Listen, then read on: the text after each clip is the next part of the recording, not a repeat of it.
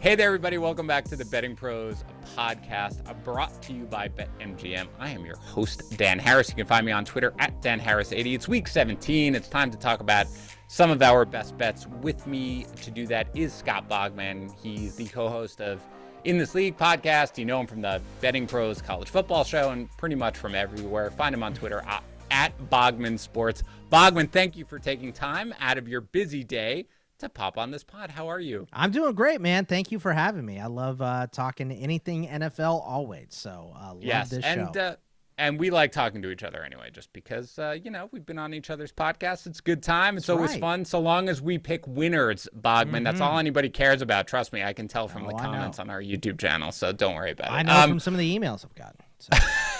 All right. So look, usually, by the way, you guys have noticed the last 2 weeks, we have not done the look ahead podcast, like the early one, just to take an early look at the lines. One of it was because it was just Christmas and getting people's hard. But right now with the COVID situation, man, like I think 100 guys came off the COVID list today because of new protocols. I mean, it's getting a little easier, obviously, because of the fact that they changed the protocol now. So like guys being put on. But now at this point, Bogman, I think if people get put on the list, they're out because you still need the 5 days. So this may still change things. We'll do the best we can. Wait as long as possible to make your bets. Is my general recommendation. All right, usual deal, 3 best bets of the weekend, spreads, totals, money line, whatever you want to do. Then we'll run through the remaining spreads. Don't forget to subscribe to our YouTube channel. You can be watching this podcast over at youtube.com/bettingpros. Then go to bettingpros.com/helmet. Very quickly, you can win a signed Saquon Barkley helmet. And our latest offer from BetMGM. New customers bet $10, win $200 if your team scores a touchdown.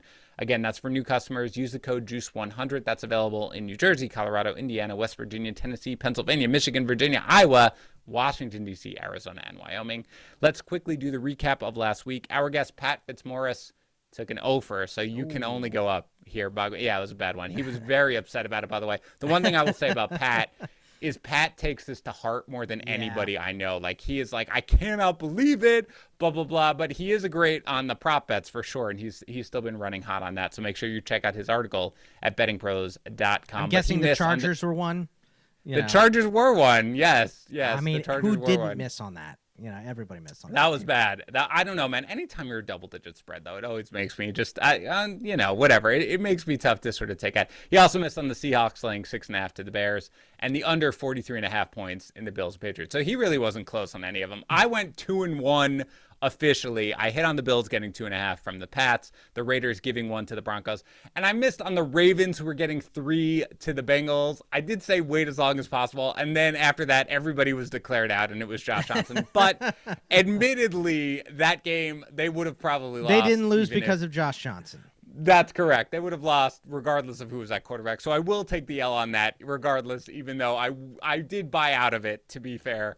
Once everything moved, I'm now basically an even 24-24 in the year. So very exciting there. All right, Bogman, you're our guest. You get to lead us off here. By the way, I just found out Bogman's picks right before this because I don't want to overlap on him. And I will say that one of them was my pick, so I'm very excited about it.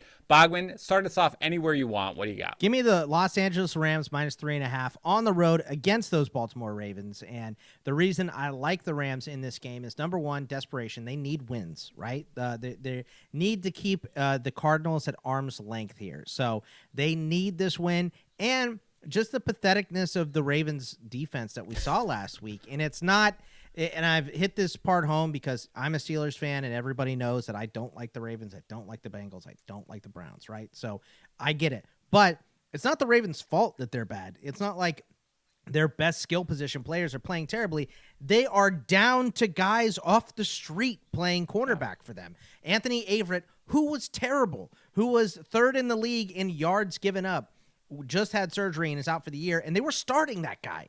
So now Chris Westry and some other scrub are starting in the defensive backfield for them, and Chuck Clark hasn't been great all year. He's, smart, and he's the play caller for them, but he hasn't been great in coverage. So I just expect the Rams to sit and pick the Ravens apart, and I think they win by way more than 3.5. Even on the road, Lamar is gimpy. We don't know what the offense is going to look like, especially with this busted offensive line against Aaron Donald and company. I just don't see a way that the Ravens come away with a win in this game. So give me the Rams, and I'll lay the points.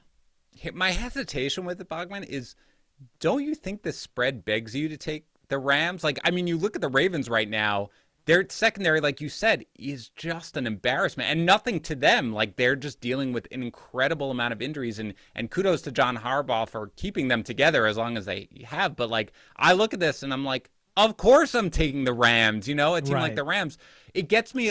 They've laid some eggs. They have. Yeah. The Tennessee game after Derrick Henry got hurt was a huge egg, but I think they're past that point in the season. And, you know, some of it was growing pains with Matthew Stafford and McVay just getting on the right page. But you saw him get on the right page last week, and it looks like they've been building. Obviously, Henderson is down, but Cam Akers is back now, and Sony Michel has done a bang-up job replacing Henderson as well. So, and I know they lost Robert Woods, but got OBJ. Like, the offense is starting to click now. And yes, it is a little bit of a bait game, but I think it started out at 3, and it's because, well, Lamar Jackson is going to play, and Lamar Jackson makes the Ravens a different team, but he doesn't help their defense. Guy can't, I mean, he probably could play corner, but they're not going to put him out there to play corner, especially as gimpy as he is. So I understand your hesitation because the Rams have looked wishy-washy this year, but I think they're locked in right now. Yeah, I wouldn't be surprised to see the line move, I guess, in favor then, because it's true. And again, Lamar missed practice. We're recording this on Thursday. He missed practice today. So his best bet is really Gimpy. Other than that, you're looking at Huntley and, you know, who is off the COVID reserve 19 list, obviously. But that's, you know, I'm glad he played a great game in the one that he did against the Packers, but it's really hard to rely on him. So, yeah, I get it. I'm probably not going to bet it myself, but certainly there's no way I could back the Ravens in this spot. I'm going to go Bogman, and I got to lead with your boys, with your team, who I imagine you're not too happy with right now. But I'm going to take them here, Bogman, getting 3.5 against the Browns. I assume it is, actually. I'm going to double check to make sure it's still at 3. It's still 3.5. I'm taking them 3.5. And Bogman, you're a fan of the Steelers. You know the classic Mike Tomlin spots, of course, and this is one of them where you are left for dead. You're coming off a horrific performance. You're an underdog. You back Tomlin as an underdog. You back him as an underdog late in the season. You back him as a home dog. Like, that's just what you do. It's a second divisional game here. Those games are always tight. Like, regardless of anything, regardless of the disparity among the teams, a second divisional game is almost always tight. It's Ben's last game. There's my garage door. Everybody knows who listens to the podcast. Still going. Don't worry about it. Every podcast. Doesn't matter. It will happen. Okay, so it's Ben's last game in Heinz Field, all but confirmed as of today. They are terrible, of course. They look terrible against the Chiefs, but the Chiefs are really, really good, especially at home. Like, Baker Mayfield's not playing great. He just had the 4-pick game. Kevin Stefanski, I came across a stat on Twitter, admittedly. I did not find it myself. Kevin Stefanski in divisional games is 1-9 against the spread. Wow. Which I did not know. Okay, yeah, came across it. Verified it. So that's crazy. Now, look, on paper, you're like, okay, great. Let's take a great running team like the Browns and let's put them against one of the worst rush defenses in all of football with the Steelers. That's not good. But Pittsburgh's 30th in defensive DVOA against the run, 31st in defensive DVOA against the run is the Packers, who still just managed to beat the Browns here. So again, I don't love the Browns, Bogman. It really is. Like, I think Mayfield is just, you know, considering all the injuries, stuff like that, not playing well. I think this is just a spot where Tomlin somehow figures out a way to get them up off that loss. With the hook, I wouldn't love it at 3, although I'll probably bet them on the money line too, just because I do that always with the short home dog. But getting the hook, Bogman, I like it. Talk to me about your team. I mean, you know, they're not good. I'll say that. This is one of the worst Steelers teams I've ever seen. But the worst Steelers team I ever seen is about an average Browns team, you know. So right. And that's what, you know, the Browns are probably better than the Steelers right now. But, you know, all the stuff that you just said, you got to take in consideration Ben's teammates playing for his pride in this game, because his regular season record against the Browns is 25-3-1 in his career. So, you know, I'm picking the Steelers too. I never bet the Steelers because I find that to be bad luck for me, and I hate losing twice. You know, losing in my real life with my team and then my money too. So I just never find that to be good luck. They do match up well here, the Browns against Pittsburgh, because they are a running team against a bad running defense. But in the divisional games, things get weird, especially in AFC North divisional games. I mean, Cleveland was clicking on all cylinders earlier in this year. They played Pittsburgh, and Pittsburgh won 15-10. So just it doesn't make any sense sometimes, this rivalry. So I'm definitely taking the Steelers at home with his teammates playing for him in his very last home game for Big Ben. So I'm just going to be shocked, man. I'm going to be shocked if they not. I could see them losing. I think if Cleveland wins, they blow the doors off Pittsburgh. I don't think it's like a close win. I think if Cleveland wins, it's going to be just like the playoff game last year. They come in, they stun the Steelers, and then they're stunned for the rest of the game. It's something like that. I don't think it's going to be a down-to-the-wire win for Cleveland. I think if it's down to the wire, I would favor Pittsburgh. The craziest thing, Bogman, is that both of these teams at this point, could be a fight for the division necessarily, right? Yeah, they're both in playoff contention still somehow with the terrible seasons that they're having, and they're both, not good. But we've seen weird stuff happen in the playoffs, so all you got to do is get into the playoffs, and that's the goal for everybody right now. I think if the Chiefs beat the Bengals and the Browns control their own destiny to win the division, I think that's what it is. And the Steelers, if they win and then the Bengals lose next week, and then the Steelers, if the Browns beat the Bengals next week and the Steelers win again, they could win the division. For the Steelers to win the division, but they could still get a wild card. Yeah, correct. The way the Chargers are playing, the way the Ravens are playing, and the Browns, and everybody in front of them is not good, except for maybe Miami. It's that last seed is up for grabs for sure. Spoiler alert, I do not expect Miami to win this game, which we'll talk about in a little bit. But yeah, I will. I everything about this points to the Steelers here. And again, there have been games where I've been like, this is Tomlin's spot. I love it. And then I think against the second game against the Bengals, where I was like, oh, this is perfect spot, second divisional game. And then they just got their brains beat in. That happens, obviously, on occasion. If they go in here on Monday night, the Browns, and beat the crap out of the Steelers, I'm just going to be totally floored by it. So give me the Steelers getting the 3.5. Go to your number 2 pick here, Bob. I'm going to stay in the same game I just mentioned. I'm going to take the over for the Rams and Ravens as well. Like you said, Lamar looking gimpy, probably better for the over because I'd rather have a healthy Tyler Huntley in there than a 50% Lamar Jackson, which looks like it's going to trend towards that way. But like I said, the Rams are going to get most of this. I think the Rams score 5 touchdowns. So that's 35 of this 46.5 of the over here. So we're asking the Ravens to score twice, 2 touchdowns. And I think they can do that even if it's in garbage time. Betting the over is frustrating sometimes because what you do is you look at that first half and you go, all right, well, they're not pacing. They're not pacing at all. Everybody does this. Everyone who bets the over goes, this pace is not right. They're off the pace, But also you got to remember more points are scored in the second half because the defenses are tired and offenses make adjustments, right? So then in the third quarter, you're like, okay, all right, okay. Yeah. And in the fourth quarter, you're getting closer and closer until you eventually hit it or, you don't. But in the fourth quarter, you have a pretty good idea. But I expect the Rams to pick the Ravens defense apart. And I think they get the majority of this over. And I think both these teams, no one is great as far as their record on over-unders, right? The best record for over-unders is 9-6 this year. Philly, the Jets, Minnesota, all 9-6. The Rams are 8-6-1, so they have the best record in playing, second best record in playing towards the over this season. The Ravens are 8-7. So, these are two teams that hit the over more often than most other teams in the NFL. So I think this lends towards that over as well, plus just the bad state of this Ravens secondary. So give me the Rams over and the Rams and lay the points. I like to bet on that game this week. And I like to bet against the Ravens too. It's fun. Sure, why not? Just go Ravens every single time. This was one of my picks. Yes, I agree. I had it, which I was like, oh, interesting, because usually we're able to share picks beforehand. You and I weren't. You were like, oh, I'll just tell you what they are, and I'm like, I'm sure we don't overlap. And that was oddly enough the one over/under that I had. I agree with you completely in this one. I think the Rams are going to put up a ton of points. Yeah. Again, you talked about it when you talked about the spread, just the secondary. They're just going to be able to pass all over them. And I do think you're right.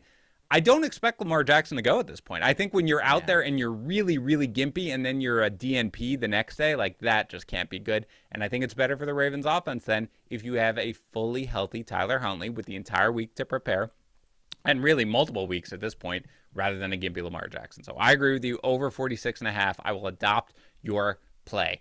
My next pick, Bogman, is the Titans laying 3.5 to the Dolphins. This is much more about a fade of the Dolphins. The Dolphin streak, when you look at it, it's been really remarkable. It's just basically beating the worst teams in the history of football when you consider the quarterback play, other than You don't the like Ravens. Ian Book? What? I mean, Ian Book looked almost ready for like a Pee-wee football game, but yeah, it was not close. Yes. I mean, you think about it, it's the Texans, the Jets twice, the Panthers, the Giants with Glennon, the Saints with Book, and the Ravens. That game on Thursday was very impressive with the Ravens, I admit, on that one. But, I don't think they're a very good football team overall. They're fine. Pro Football Reference, Bogman, has a rating system which shows basically that the Dolphins are 2 points worse than the average football team. The Titans are 2.5 points better than the average football team. So if you gave that credence and you put that together, it'd be 4.5 points spread on a neutral site. This is a 3.5 point spread in Tennessee. I think with A.J. Brown back, and again, we have to watch this because Julio Jones was placed on the COVID-19 reserve list. If Brown gets put on it, I'm off this game, obviously, entirely. But obviously, Julio may come back. Not that it matters. You saw what A.J. Brown can do, and I get that. How good he was after a practice and a half. Oh, my God. Like, whatever, 8 weeks or whatever, a practice and a half, that's it. I was like, I'm not starting A.J. Brown. I'm not brave enough. Ryan Tannehill's looked like garbage the whole year, and then he just went crazy against the Niners on Thursday night. That was nuts. Now, I mean, without Mosley, like, their secondary is terrible. Anyway, I get it, but I was completely with you, and again, we do fantasy as well, and I ranked A.J. Brown, and when I was, like, sort of doing my projections, it was like, there's just no way he's going to get enough snaps at this point. Yeah. But what was great about that, Bogman, is at some point it was like somebody getting on a heater. It was like a guy in craps getting on a heater with a roll, right? You were just like, all right, I'm just going to you. To Brown. I'm going to you. Yeah. I'm going to you. And they knew it was going to Brown. There was nothing they could do about it. And that is how good he actually is. So I do think, like, regardless of the secondary, because the Dolphins secondary, which at one point was just, they were, the names are great, right? Obviously, they played musical chairs a lot in the beginning of the year with that secondary. They went with Nick Needham for a while, then it was Justin Coleman, and they bounce around, but they did finally Javon Holland, Brandon Jones. They settled on their safeties, and they're both really good. But I still think that even though they are now finally sort of more back to what we kind of expected them to be in the preseason, it's still, I just think that Brown being there, even without Derrick Henry, and, Deonta Foreman's been fine. They couldn't get much going against San Francisco.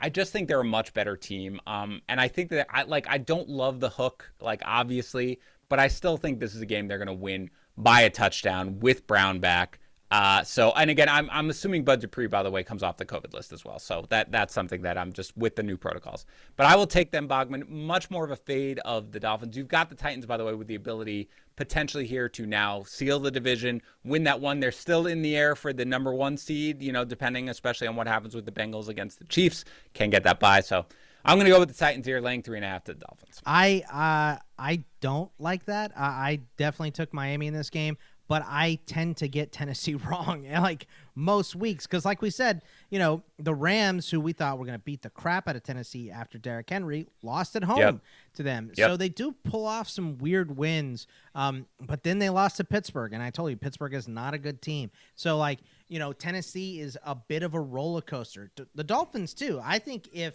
Taysom Hill starts that game, I don't think the Dolphins win it, right? Because you're not getting to Taysom Hill 8 times. Are you impressed by that win over the I'm not impressed by that win because over the Saints were in it the whole time with Ian Book, and I said I told my friend Bubba on our Line Star show, I said, I would rather have Mason Rudolph than Ian Book. He's like, well, that's all you need to know about Ian Book because I know how much you hate Mason Rudolph. And I said, yes, absolutely. Ian Book wasn't good at Notre Dame. I can't believe he got drafted. And I thought they were going to end up doing that same stuff with Taysom Hill that, that's why they drafted Ian Book, right? But sometimes you draft a guy like Danny Etling to turn him into a wide receiver like the Patriots did, who played quarterback at LSU. And so I thought maybe they're going to move in positions. That was my first thought when Ian Book got drafted, not he's going to start a game when they're down to their third string quarterback ever in the NFL. Right. So them not blowing them out of the water made me go, okay, the offense was really just not great. It's all Jalen Waddle. That's all they have right now. So they're screwing around with those running backs way too much. It's Duke Johnson and Phillip Lindsay now because Gaskin was coming off the COVID and all that stuff. Both these teams to me are hard to figure out. So yes, I'll say I'm taking Miami, but it's not with a great amount of confidence. So yeah, And again, I think everything you're saying is correct. The Titans have been a very tough team to figure out because, again, they were winning all these games once Derrick Henry went out, where you were like, you shouldn't really be winning these games. And then they play Pittsburgh, and you're like, you should beat the crap out of Pittsburgh, right. and they don't win. They straight up lose. And even, by the way, this game against the 49ers, which I was on the Titans, and I thought after the first drive, I was like, boy, this was a terrible pick. And maybe they wouldn't have even won if Garoppolo apparently hadn't gotten hurt in that game. Like, who knows? But they have a way, man. They have a way of figuring out this stuff. And I think they feel like a first round out, but they're going to have Derrick Henry back for the playoffs. Thing, so that changes the whole landscape of this team. So, absolutely. Who knows? And again, a big part of it really is the fade of the Dolphins rather than buying the time. I just think this is going to end. This ride, which has been incredible sort of to watch, is just going to end at some point. So that's my second pick. How about your third pick, Bogman? My third pick, I'm going to roll with the over in the Seattle and Detroit game. It's 42.5, so it's low. You know, we get a 21-21 game and then have a field goal kicked, and we're right there. A 24-21 game gets us home. And that's what I expect in this game. I don't expect it to go way, way over. But I do think that the Lions are a better offense with Jared Goff instead of Tim Boyle. That's why they only put up 16 points last week. Jared Goff is back. It's not great. In fact, the only person worse at throwing the ball down the field this year than Trevor Lawrence is Jared Goff.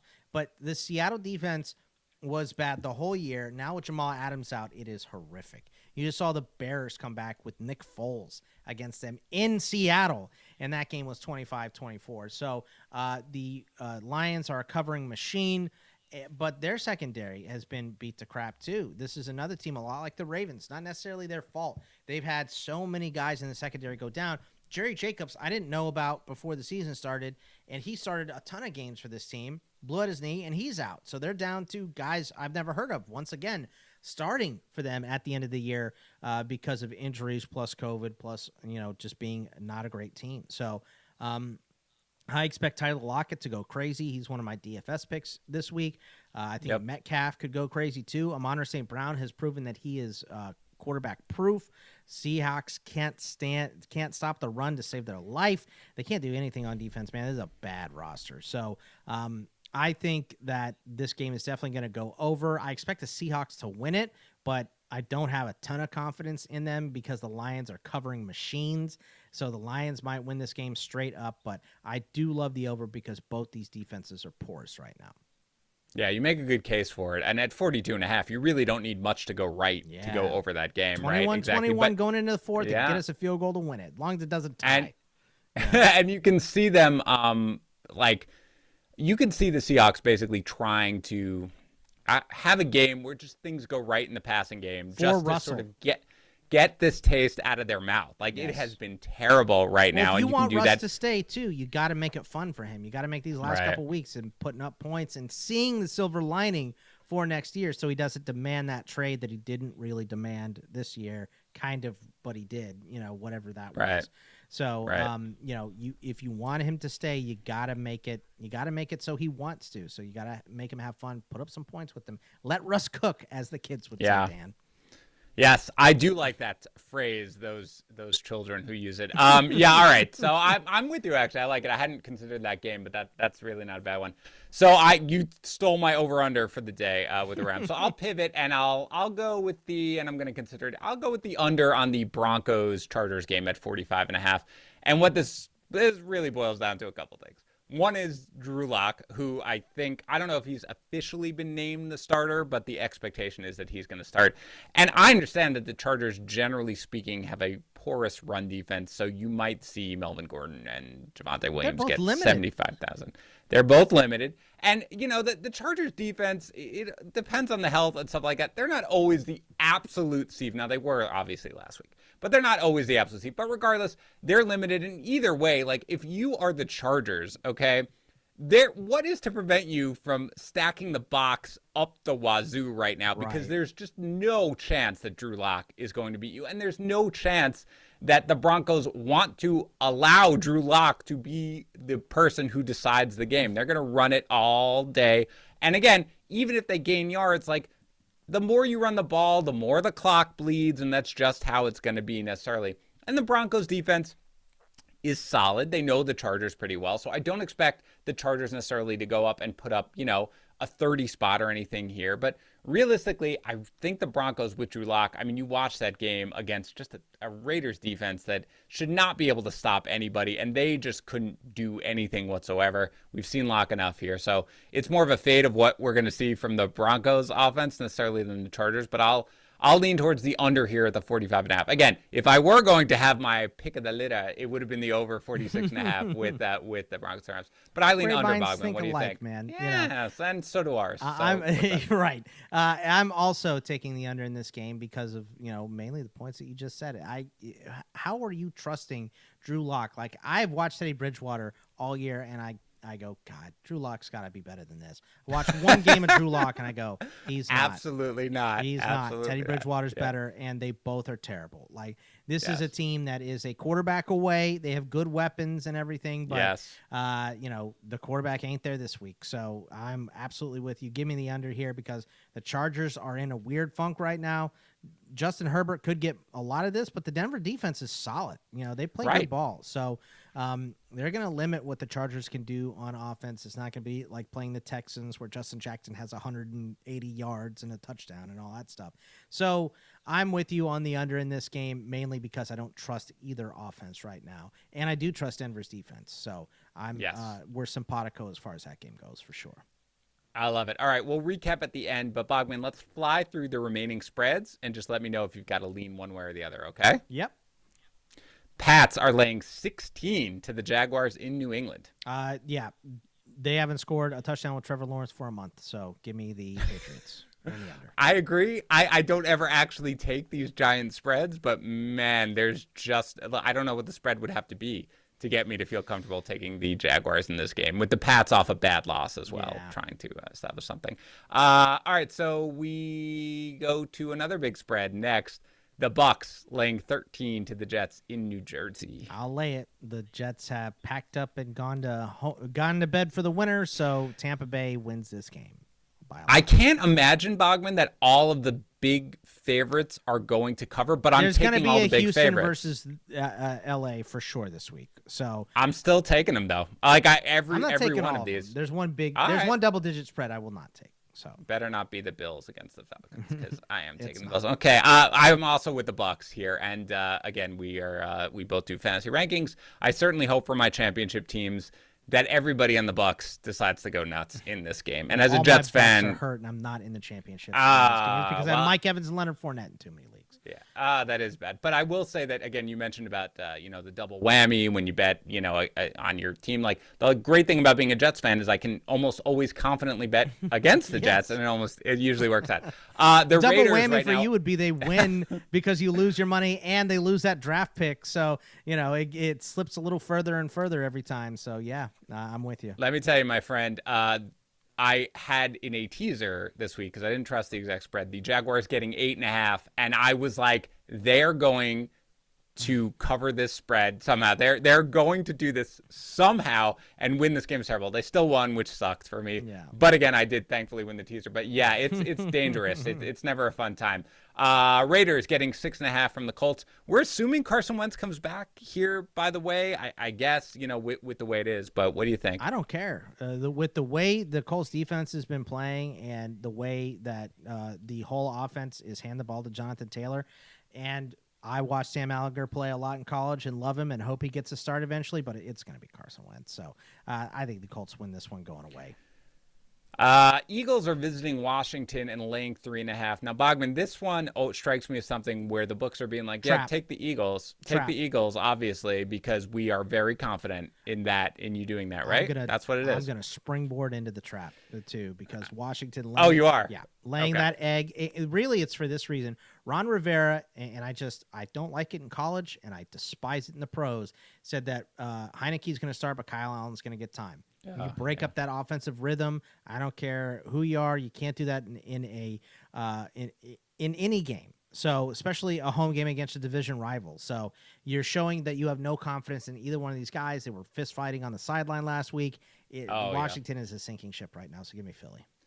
I know, man. The books want you to do that, right? Like they do.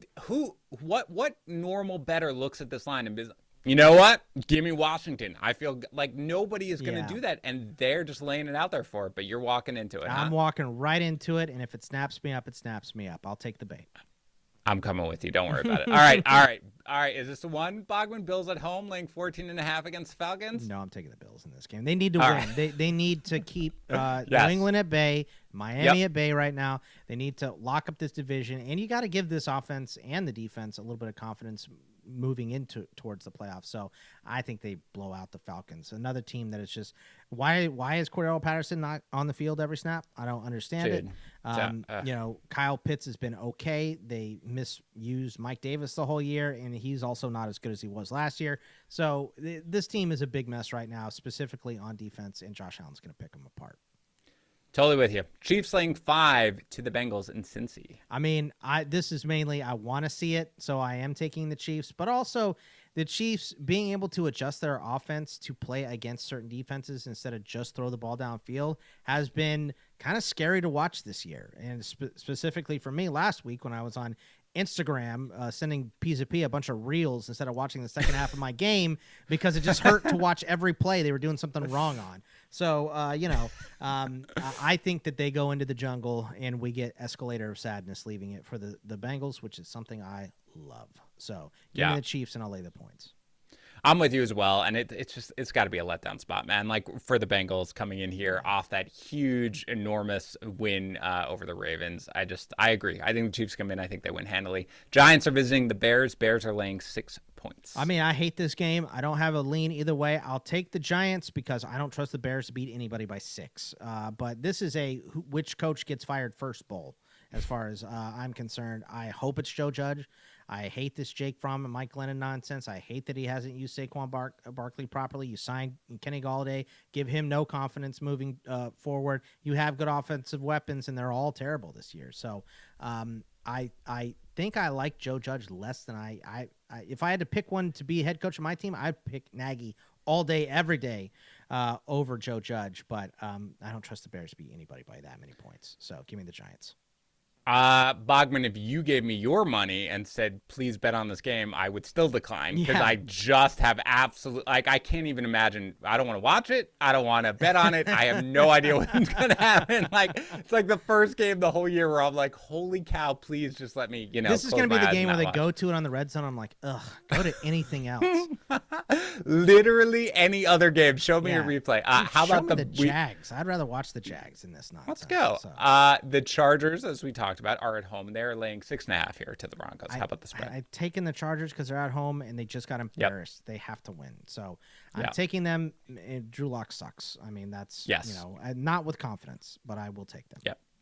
I agree. I would take them as well. Again, I just can't I felt disgusting backing the Raiders last week, but I was like, I don't care. It's Drew Lock. It's a very easy formula, and it did work out. Is this the spread, Bogman? The 49ers laying 12.5 to the Texans. Is this the one? That's the one right there. And it's because I just don't trust, it seems like Trey Lance is going to start this game, and I just don't trust them. And look, Houston is playing decent football. I'm not going to sit here and tell you they're playing good football because they're not, but they're playing decent football right now, which is not something I expected to say into a microphone after watching them for the first month of the season. They have been terrible, but Culley's got these guys playing at least hard, and Mills is going to be their answer next year too. So let's get Nico Collins involved. Brandon Cooks is fine. Rex Burkhead had a huge game last week too, right? So if this was Jimmy G at full health, I would take the Niners and lay the points, but it's Trey Lance, and I just don't know what to expect from him. I would expect him to be better, but I wouldn't be shocked if he was worse. He's running scout team this whole time. So give me Houston in this game without a ton of confidence. I just don't think the Niners with Trey Lance can beat anybody by double digits.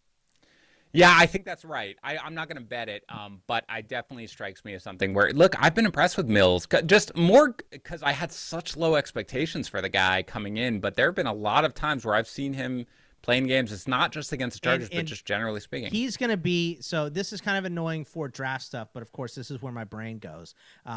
He was a 5-star, number 1 overall QB prospect when he came out of high school, and he went to Stanford and really didn't do anything at Stanford.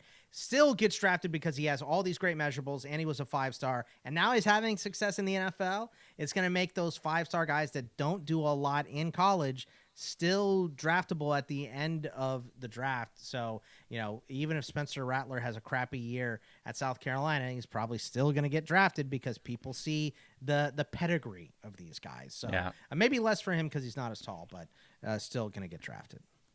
Great point. Bogman, Cowboys are home laying 6 to the Cards. What do you think? Yeah, I'm going to take Dallas here. I think what we saw last week from them was just the get-right game. They needed it, too, because Dak had been struggling pretty bad for like the last 3 or 4 weeks before this game.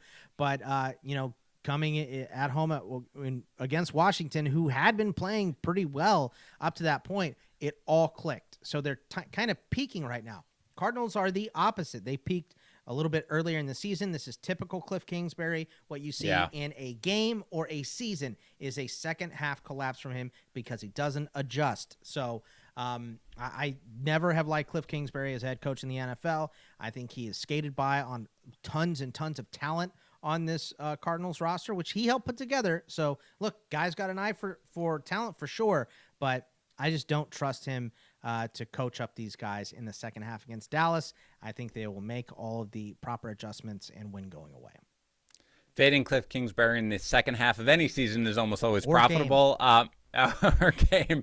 And they just look lost without Hopkins. They look like they have Connor no flow was whatsoever. really strong for them when Edmonds went down and Hopkins was out, and he's probably not going to play in this game either. So, Chase Edmonds is okay, but he's not Connor.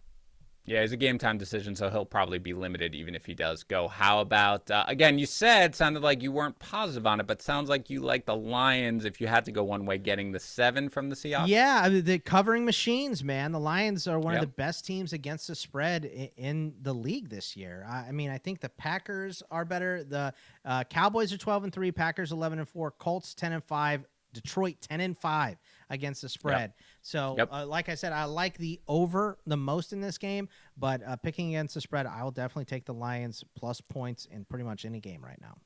I felt the same way when Pat, again, took the Seahawks getting 6.5, giving 6.5 to the Bears. It's like, I don't trust the Seahawks at this point to cover, 6.5 against anyone. It's kind of the Bears thing for me, too. It's like these teams they're probably 6 points better than the team they're playing, but are you going to bet your money on it? No, thanks.